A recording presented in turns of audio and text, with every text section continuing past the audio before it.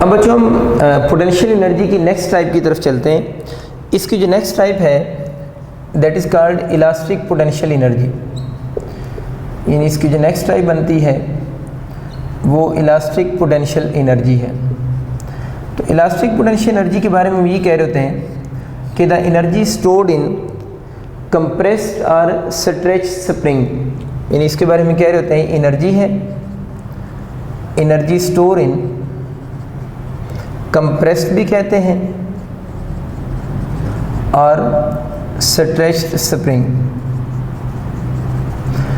तो उस एनर्जी को हम इलास्टिक पोटेंशियल एनर्जी का नाम दे रहे होते हैं जो एनर्जी स्टोर हो रही थी कंप्रेस या स्ट्रेच स्प्रिंग के अंदर। अब बच्चे इसके हम कोई स्प्रिंग बना लेते हैं। इसके लिए सपोज करें ये एक स्प्रिंग है, ये वाला स्प्रिंग है। इस स्प्रिंग को अगर हम कंप्रेस करेंगे या स्ट्रेच करेंगे तो इसके अंदर जो एनर्जी स्टोर होगी उसको हम इलास्टिक पोटेंशियल एनर्जी कहेंगे। और इसका जो फार्मूला हम लिख रहे होते हैं इलास्टिक पोटेंशियल एनर्जी का वो 1/2 kx² होता है। इस फार्मूले में जो k लिखा हुआ है वो तो फेमिलियर है, किस चीज़ को कहते हैं, स्प्रिंग कांस्टेंट है। और x इसमें जो लिखा हुआ है वो इस स्प्रिंग के अंदर एक्सटेंशन और कंप्रेशन है। यानी ये एक्सटेंशन भी हो सकती है या ये आप लोगों का कंप्रेशन भी इसमें हो सकता है। तो इसमें जो k लिखा है वो स्प्रिंग कांस्टेंट है और x इस फार्मूले में जो लिखा है वो बेसिकली एक्सटेंशन और कंप्रेशन है जो स्प्रिंग में प्रोड्यूस हो रही है। सपोज करें ये इसकी ओरिजिनल पोजीशन है जिससे हम मीन पोजीशन कह सकते हैं ना। तो इससे आगे जाएंगे तो इसमें क्या होगी, एक्सटेंशन, और अगर इससे पीछे लेकर जाएंगे तो इसमें कंप्रेशन होगी। अब हम इसके कुछ एमसीक्यूज देखते हैं, इसके किस टाइप के एमसीक्यूज आएंगे। अब बच्चे एज्यूम कर लें कि ये आपका कोई स्प्रिंग मैं एक बना रहा हूँ, ये एक स्प्रिंग है, ये इसकी सपोज कर लेते हैं मीन पोजीशन है। वो आपसे ये कह रहे हैं कि इस स्प्रिंग को आप लोगों ने कंप्रेस किया, यानी जो स्प्रिंग है आप लोगों ने इसको कंप्रेस किया है। सपोज करते हैं आप लोगों ने इसको 4 सेंटीमीटर कंप्रेस किया है, यानी स्प्रिंग है हम इसको कंप्रेस कर रहे हैं और इसको 4 सेंटीमीटर कंप्रेस किया है। और जब इसको 4 सेंटीमीटर कंप्रेस किया है उस वक्त इसके अंदर जो पोटेंशियल एनर्जी स्टोर हुई है वो यू है, यू कह देते हैं। तो इसके अंदर जो पोटेंशियल एनर्जी स्टोर हो रही है वो यू की इक्वल है। अच्छा, अब वो कह रहे हैं कि इफ़ इस स्प्रिंग के अंदर जो कंप्रेशन है वो हम सपोज कर लेते हैं अगर 20 सेंटीमीटर हो जाए, यानी अगर इसमें जो कंप्रेशन है अगर वो 20 सेंटीमीटर हम कर दें तो बताएं अब इसके अंदर पोटेंशियल एनर्जी स्टोर्ड कितनी होगी। तो बहुत सिंपल क्वेश्चन, एक स्प्रिंग है उसको 4 सेंटीमीटर कंप्रेस किया, पोटेंशियल एनर्जी यू स्टोर हुई। The moment when compression 20 centimetre हो जाए उस वक्त आप लोगों ने स्टोर्ड पोटेंशियल एनर्जी बतानी है। ऑप्शन भी मैं लिख देता हूँ, एट से ऑप्शन यू लिखे होंगे, 25u है, 20u है, 5u है या 25u² है। इस तरह के आपके ऑप्शन होंगे। देखिए इसको अटेम्प्ट करना बहुत इजी है। यहाँ पर पोटेंशियल एनर्जी को वो किससे डिनोट कर रहा है, u से। स्प्रिंग सेम है तो स्प्रिंग कांस्टेंट तो कांस्टेंट हो गया, ये कांस्टेंट हो गया, 1/2 वैसे ही कांस्टेंट है और पोटेंशियल एनर्जी को वो u से डिनोट कर रहा है। तो इसका फॉर्मूला क्या बनेगा, u is proportional to x² हो गया। u इसको मैंने लिख दी है और ये x उसमें जो कंप्रेशन प्रोड्यूस हो रही है। देखिए बच्चे इसकी जो x सिंबल मैंने लिखी है इसकी सिंबल हम x, यहाँ पर जो x है वो किस को डिनोट कर रहा है, इस वक्त 4 सेंटीमीटर को डिनोट कर रहा है। अब ये सिंबल देख रहे हैं x 4 सेंटीमीटर को डिनोट कर रहा है और जब उसमें कंप्रेशन x है उस वक्त उसके अंदर पोटेंशियल एनर्जी u स्टोर हो रही है। अब ये देखना है कि उसने एक्सटेंशन को कितना कर दिया। वो ये चाहता है कि एक्सटेंशन 4 सेंटीमीटर से चेंज होकर 20 सेंटीमीटर हो जाए। यानी क्वेश्चन में गिवन है पहले 4 सेंटीमीटर पे u है, वो ये चाहता है कि एक्सटेंशन 4 से 20 सेंटीमीटर हो जाए। तो बच्चों इसका बहुत आसान सा मेथड ये होता है कि आप लोगों ने ये देखना है कि हम इस गिवन नंबर को किस चीज़ नंबर से मल्टीप्लाई करें कि इसका आंसर 20 हो जाए। यानी 4 को किस से मल्टीप्लाई करें तो इसका आंसर क्या हो जाए, 20 हो जाए। तो 4 को अगर हम बच्चे किस से मल्टीप्लाई करें, 5 से मल्टीप्लाइड करें तो आंसर क्या हो जाएगा, 20 हो जाएगा। तो यहाँ जो भी x की वैल्यू गिवन होगी आप लोगों ने देखना है कि जो फाइनल वैल्यू गिवन है वो ऑब्टेन करने के लिए इस गिवन वैल्यू को किस नंबर से मल्टीप्लाई करेंगे। तो यहाँ पर किससे मल्टीप्लाइड कर रहे हैं, 5 से। जिस नंबर से भी मल्टीप्लाई करेंगे उस नंबर को आप लोगों ने x के साथ लिख देना, यानी जिस नंबर से भी आप लोगों ने उसको मल्टीप्लाई किया उसको x के साथ लिखेंगे। तो इसका मतलब ये हुआ कि x पहले x था, अब कितना हो गया, 5 टाइम्स हो गया। अब आप इन दोनों साइड्स को बैलेंस करें तो इधर तो उस नंबर का स्क्वायर लिया जा रहा है, तो कितना बन जाएगा ये 25u। तो बड़ी सिंपल सी बात है कि जब एक्सटेंशन इसमें 4 सेंटीमीटर थी, पोटेंशियल एनर्जी u थी, जब वो 20 सेंटीमीटर हुई तो उस वक्त जो एक्सटेंशन होगी वो इस रूल के अकॉर्डिंग कितने u बन जाएगी, 25u बन जाएगी। ये बहुत आसान बात है, मैं एक और एग्जांपल से भी करवाता हूँ। सपोज करें बच्चे आपको क्वेश्चन में जो पोटेंशियल एनर्जी है जो वो u सिंबल लेट से गिवन है, इसकी इनिशियल वैल्यू x की 2 गिवन है, यानी इनिशियल x 2 गिवन है, और ये वाला जो है ये सपोज कर लेते हैं आपको 12 सेंटीमीटर गिवन है। समझ आ गई होगी आपको बात। यानी इनिशियल जो कंप्रेशन एक्सटेंशन ही की बात है, कंप्रेशन का सवाल हो या एक्सटेंशन का, वो 2 सेंटीमीटर थी, उस वक्त एनर्जी u थी। जब एक्सटेंशन 12 सेंटीमीटर होगी तो अब आप लोगों ने बताना है कि इसमें एनर्जी कितनी स्टोर हुई होगी। देखिए इसी तरह बिल्कुल उसको लिखते हैं दोबारा। अब x किसको शो कर रहे हैं, 2 सेंटीमीटर को। तो मैंने आपको क्या बताया, यहाँ पर आप दूसरा लिख रहे हैं 12 सेंटीमीटर। अब आप लोगों ने लिखना है कि x के साथ यहाँ कौन सा नंबर लिखना है, यही क्वेश्चन है ना। तो आप ये देखेंगे कि इस नंबर को किस से मल्टीप्लाई करें कि ये फाइनल वाली कंप्रेशन बन जाए। तो 2 को किस से मल्टीप्लाई करेंगे तो 12 बनेगा। तो बिल्कुल आप ठीक सोच रहे हैं, 2 को किस से, 6 से मल्टीप्लाई करेंगे तो क्या बन जाएगा, 12 बन जाएगा। तो आप लोगों ने इसके साथ वो 6 लगा देना। इसका मतलब क्या हुआ कि अब आपके पास x जो है वो कितने टाइम इंक्रीज हो रहा है, 6 टाइम।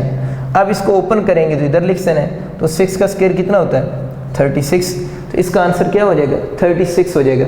कुछ बच्चे इधर u स्क्वायर वाला ऑप्शन चूज़ कर देते हैं। देखिए u का स्क्वायर नहीं आएगा, इस नंबर का स्क्वायर यहाँ लिखना है ना। तो इस केस में अगर ये 2 और 12 गिवन हो तो एनर्जी कितने टाइम हो जाएगी, 36u हो जाएगी। एक चीज़ होगी, एक इसका और फॉर्मेट है, वो इसका फॉर्मेट ये है कि सपोज करें आपको क्वेश्चन में u कहने के बजाय इसकी एनर्जी दे दे। वो आपसे क्या है, जब इसमें कंप्रेशन 2 सेंटीमीटर थी उस वक्त इसके अंदर जो एनर्जी स्टोर हो रही थी, सपोज करते हैं वो 2 जूल थी, यानी u सिंबल की बजाय उसने वैल्यू दे दी है कि एनर्जी 2 जूल थी। तो मैं तो ये रिकमेंड करूँगा आप इसको जितनी भी एनर्जी गिवन हो, 2, 3, 4, 5 जो भी जूल गिवन हो, आप इसको शुरू में u ही लिखा रहने दें, क्योंकि u वाला मेथड आप समझ चुके हैं। जब आप यहाँ तक क्वेश्चन सॉल्व कर लेंगे तो 36 अगर u की फॉर्म में ऑप्शन गिवन है वो चूज़ कर लेंगे, और अगर आपको u की वैल्यू गिवन है तो उसको यहाँ पुट कर दो। तो u यहाँ कितने गिवन है, 2 जूल गिवन है। तो इसको सॉल्व करोगे तो 36 को 2 से करेंगे तो कितना आंसर आ जाएगा, 72 आंसर आ जाएगा। तो फिर आपका आंसर 72 जूल, उसके अकॉर्डिंग आप लोगों ने आंसर लिख देना, यानी उसका जो आंसर बनेगा वो 72 आपका आंसर हो जाएगा। तो मेरा ख्याल आप चीज़ें ईजिली सॉल्व कर सकते हैं। नेक्स्ट बच्चे आगे चलते हैं। तो ये मैं आइडिया हो गया कि कंप्रेशन के जो क्वेश्चन आएंगे उसको हम इस मेथड से ईजिली सॉल्व कर सकते हैं। एक बहुत इंपॉर्टेंट एक्सक्यूज़, उसको आप ज़रा समझें उसके डाटा को, फिर नेक्स्ट आगे चलते हैं। इसमें कहते हैं कि आपके पास 2 आइडेंटिकल स्प्रिंग्स हैं, यानी इस क्वेश्चन में कहते हैं आपके पास 2 आइडेंटिकल स्प्रिंग्स हैं, एक A है और एक B है।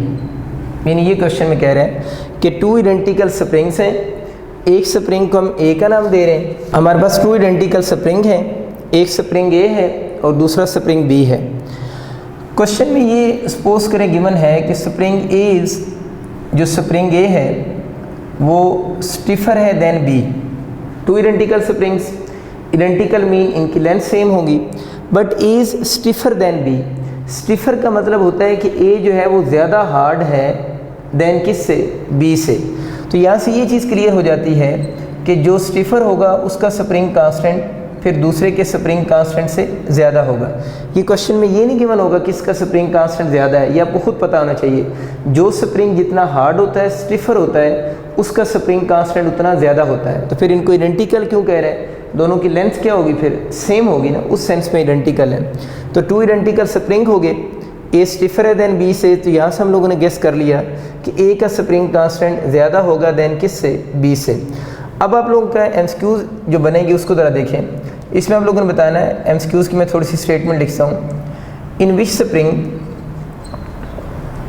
In which spring is more work expended. तो ये क्वेश्चन की स्टेटमेंट में कह रहा है टू आइडेंटिकल स्प्रिंग्स हैं ए और बी, ये हम लोगों ने खुद से गेस किया हुआ है, और आगे लिखा है in which spring is more work expended, इस किस केस में ज़्यादा वर्क एक्सपेंडेड होगा, यानी किस केस में ज़्यादा वर्क डन होगा। तो आगे मैं सिचुएशन भी लिख देता हूँ। सिचुएशन ये है if they are stretch,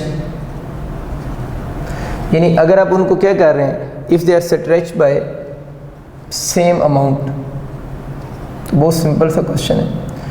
if they are stretch by same amount, दो स्प्रिंग हो गए, पूछ रहे किस केस में मोर वर्क डन होगा, if they are stretch by same amount.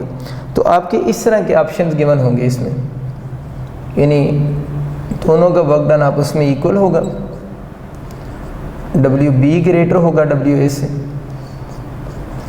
WA greater होगा WB से, या डेल्टा ऑप्शन होगा, ऑल आर पॉसिबल। तो आपका एमसीक्यू समझ आ चुका है कि टू स्प्रिंग्स हैं, पूछ रहे स्प्रिंग किस में वर्क डन मोर एक्सपेंडेड होगा, और जो सिचुएशन एमसीक्यूज में गिवन है if they are stretch by same amount, तो कह रहे हैं कि अगर हम उनको स्ट्रेच कर रहे हैं किस अमाउंट से, सेम अमाउंट से। तो देखिए सिंपल आप इससे करेंगे, हमें पता है कि इलास्टिक पोटेंशियल एनर्जी का जो फार्मूला होता है वो 1/2kx² होता है, और इस इलास्टिक पोटेंशियल एनर्जी जो होती है वो बेसिकली किसकी इक्वल है, वर्क डन की इक्वल है। कि अगर आप किसी स्प्रिंग को स्ट्रेच करते हैं तो स्ट्रेच करने में हम उस पर क्या करेंगे, वर्क डन करेंगे, वही work done elastic potential energy की फॉर्म में क्या हो रहा है, स्टोर भी हो रहा है।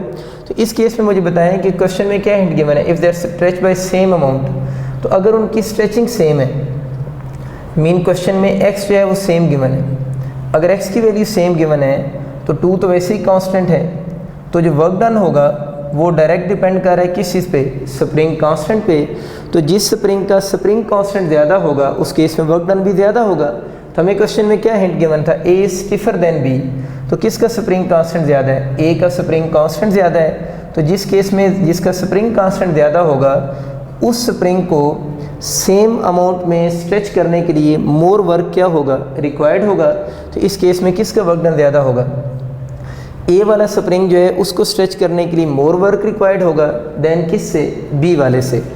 इसी का एमसीक्यूज थोड़ा चेंज होकर यूँ भी बन सकता है, अगर इसकी मैं स्टेटमेंट थोड़ी चेंज कर दूँ। इसमें मैंने क्या लिखा है, if they are stretch by same amount, अगर इसको बच्चे में अगर ये कह दूँ if they are stretch by same force कर दें अगर इसकी जगह पर, यानी if they are stretch by same force, और बाकी क्वेश्चन यही है कि आप लोगों ने गिवन ऑप्शन में बताना है कौन सा ऑप्शन करेक्ट होगा फॉर वर्क डन, यानी किस केस में मोर वर्क डन होगा।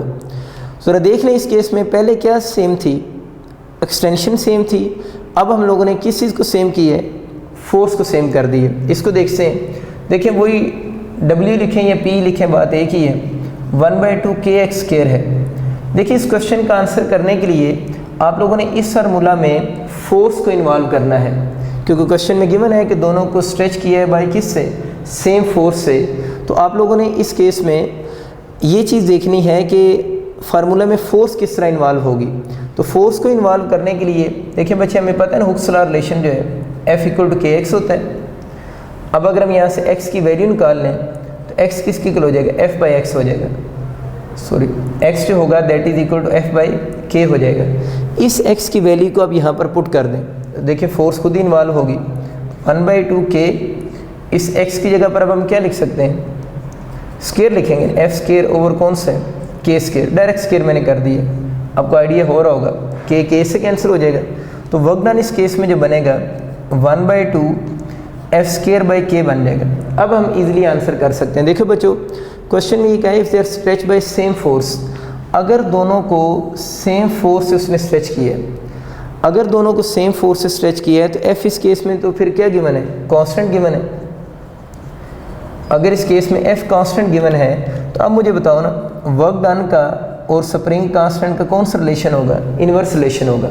इसका मतलब यह है कि जिसका स्प्रिंग कांस्टेंट कम होगा उसमें वर्क डन क्या होगा, ज़्यादा होगा, और जिसका स्प्रिंग कांस्टेंट क्या होगा, ज़्यादा होगा, उसमें वर्क डन कम होगा। तो लेस स्प्रिंग कांस्टेंट किसका है, बी वाला जो है उसका स्प्रिंग कांस्टेंट लेस है। अगर स्प्रिंग कांस्टेंट लेस है तो work done will be more. तो इस केस में डब्ल्यू बी ग्रेटर होगा दैन किससे, डब्ल्यू ए से। तो अगर दूसरी स्टेटमेंट आ जाती है तो इसका ऑप्शन फिर कौन सा होगा, बी ऑप्शन होगा।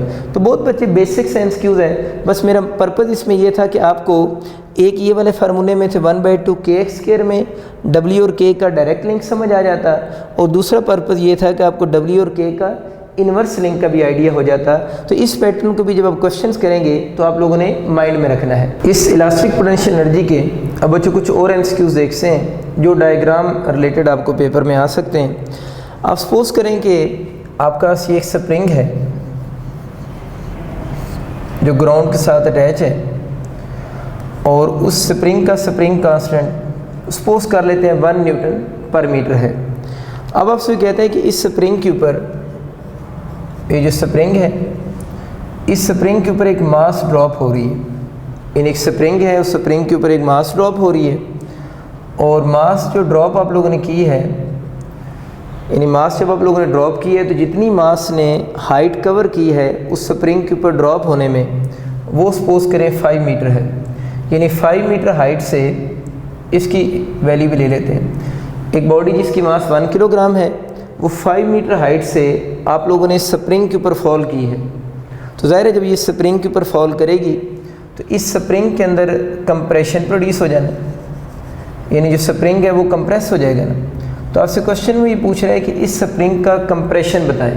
एक ये बहुत फेमस सिचुएशन है, ये हमारे जो बुक्स हैं उसके अंदर न्यूमेरिकल्स के तौर पर भी इस तरह के क्वेश्चन हैं कि एक स्प्रिंग है, उसके ऊपर मास ड्रॉप कर रहा है, और स्प्रिंग के अंदर जो कंप्रेशन प्रोड्यूस हो रहा है वो आपसे कहता है कैलकुलेट करें।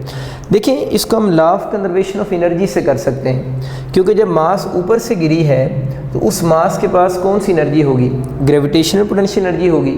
तो जब वो गिरेगी तो ग्रेविटेशनल पोटेंशियल एनर्जी में क्या आएगा, लॉस आएगा ना।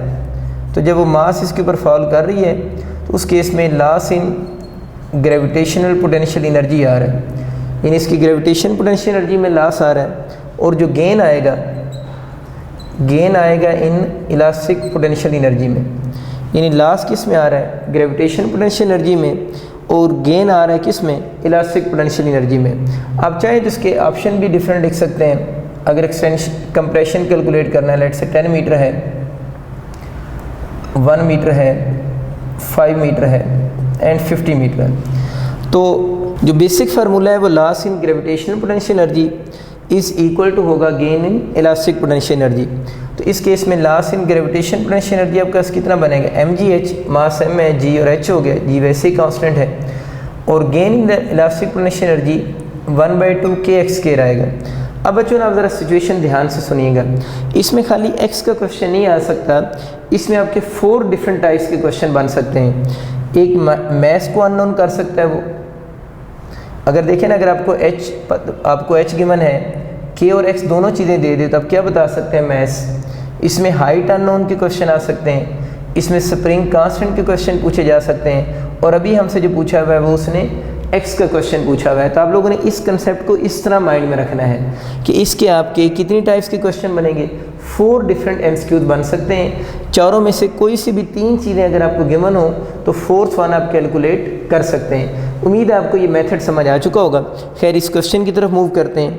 इस क्वेश्चन में वो आपसे x डिमांड कर रहा है, आप इस x² को इसी साइड पर रहने दें, बाकी डाटा को उधर ले जाएँ, तो 2mgh डिवाइडेड बाई k हो जाएगा, और अगर हम इसके बोथ साइड पे अंडर ले लेते हैं तो स्क्वायर अंडर से कैंसिल हो जाएगा, तो √2mgh/k की इक्वल हो जाएगा। ये भी बच्चों कुछ यूनिवर्सिटी में जस्ट इतना एमसीक्यू भी आया होता है, मतलब वो क्वेश्चंस कंप्लीट सॉल्व करने को नहीं कहता, जस्ट उसने x का फार्मूला पूछा होता है, तो आप चूज़ कर सकते हैं 2mgh/k। अगर हम इसमें वैल्यूज पुट कर दें इस एमसीक्यूज को सॉल्व करने के लिए, तो 2 है, मास 1 गिवन है, g को हम यूजली 10 यूज़ करते हैं, हाइट आपको क्वेश्चन में 5 ही गिवन है, डिवाइडेड बाई स्प्रिंग कांस्टेंट भी 1 है। तो देख लें 5 को 10 को 5 से करेंगे 50, 50 को 2 से करेंगे तो 100, तो √100 जो बनेगा वो आपके पास 10 मीटर की इक्वल हो जाएगा। तो इसका ऑप्शन अल्फा ऑप्शन बनेगा। तो बहुत अच्छा और कॉमन एमसीक्यूज है ये। एक और क्वेश्चन देखते हैं, इसमें बच्चे अब यूँ समझ लें कि आपके पास ये कोई रिजिड वॉल है, और इस रिजिड वॉल के साथ एक स्प्रिंग लगा हुआ है, यानी एक रिजिड वॉल है और इस रिजिड वॉल के साथ एक स्प्रिंग लगा हुआ है जिस तरह डायग्राम में शो हो रहा है। एक कार है जो स्प्रिंग की तरफ मूव करती हुई जा रही है।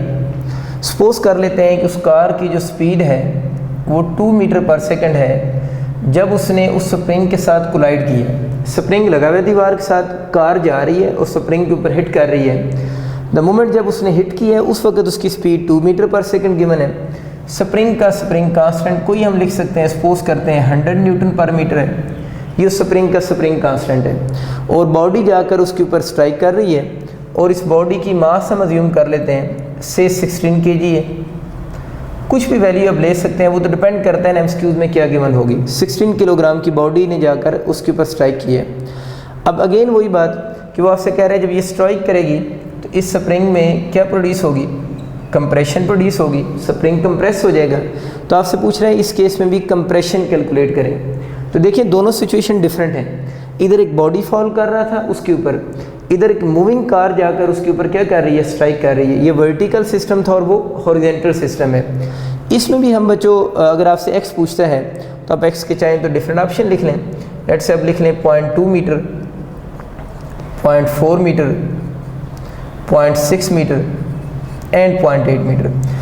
अब देखिए ये भी बिल्कुल वैसे ही law of conservation of energy है जिस तरह यहाँ पर मैंने बताया था law of conservation of energy apply होगा कि loss in potential gain in elastic potential, बिल्कुल वैसे यहाँ पर भी हो रहा है। लेकिन क्योंकि ये हॉरिजॉन्टल सिस्टम है, इस हॉरिजॉन्टल सिस्टम में ये होगा कि जब कार उसके साथ जाकर कोलाइड करेगी तो कार देखिए किस चीज़ में है, मोशन में है। अगर कार मोशन में है तो कार के पास कौन सी एनर्जी है, काइनेटिक है। तो इसमें कार की किस चीज़ में लॉस आएगा, बिल्कुल आप ठीक सोच रहे हैं, काइनेटिक में लॉस आएगा। तो इस पे जब लॉ अप्लाई करेंगे तो मुझे लिखवाए ना, क्या लिखना चाहिए मुझे, loss in kinetic is equal to, आगे तो वही स्प्रिंग ही लगा हुआ है ना, तो स्प्रिंग में क्या आएगा, loss in kinetic equal to gain in potential. और पोटेंशियल कौन सी, इलास्टिक पोटेंशियल एनर्जी। अब काइनेटिक आप सबको फार्मूला याद है, वो हाफ mv² होता है। अब gain in elastic potential energy का तो हम बार बार फार्मूला आज तो लिख रहे हैं, 1/2 kx² है। देखिए इसमें 1/2 से कैंसिल हो गया। अब ज़रा बात मेरी ध्यान से सुने। देखिए इसमें ये नहीं कि आपका हमेशा x का ही क्वेश्चन आना है। आप इस बात को यूँ सोचो कि इसके अंदर आपके पास 4 वेरिएबल्स हैं। मास वेरिएबल है, उस बॉडी की जो मूविंग बॉडी है उसकी स्पीड वेरिएबल है, k वेरिएबल है और x वेरिएबल है। इन चारों वेरिएबल में से कोई से भी 3 वेरिएबल अगर आपको गिवन हो तो फोर्स 1 आप कैलकुलेट कर सकते हैं। तो ये नहीं समझना कि इसमें क्वेश्चन अगेन x के आएंगे, तो इसमें भी अब आपके 4 MCQ बन सकते हैं। चारों वेरिएबल में से कोई से 3 गिवन हो तो फोर्स 1 को आप कैलकुलेट कर सकते हैं। मैं कंप्रेशन के क्वेश्चन इसलिए बार बार करवा रहा हूँ कि ज़्यादातर यूनिवर्सिटी में कंप्रेशन का ही क्वेश्चन आता है, लेकिन आप लोगों ने माइंड में रखना है कि चेंज होकर वो किसी और वेरिएबल का क्वेश्चन भी आ सकता है। जल्दी से यहाँ से x को कैलकुलेट करते हैं, x² को आप उधर ही रहने दें। ये इधर आकर क्या हो जाएगा, mv²/k।